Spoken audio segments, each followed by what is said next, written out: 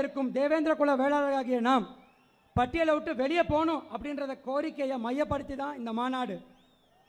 பட்டியல் வெளியேற்றம் நடந்தால் கண்டிப்பாக சமூக சமத்துவம் நடக்கும் என்பதை நாங்கள் நம்புகிறோம். அதற்காகத்தான் நாங்கள் பட்டியல் வெளியேற்றத்தை கேட்குறோம். சமூக சமத்துவம் இருக்க வேண்டும் என்று நாங்கள் தொடர்ந்து போராடி வருகிறோம்.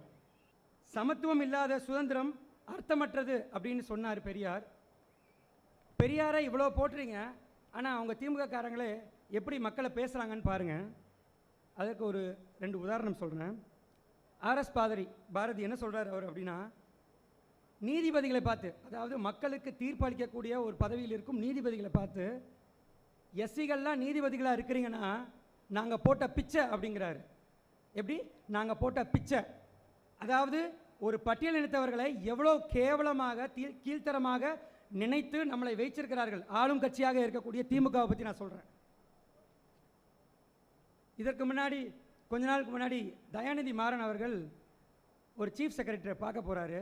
அங்கே கொஞ்சம் தாமதமாகுது. அவர் உடனே கோபத்தில் வந்து பேட்டி கொடுக்குறாரு.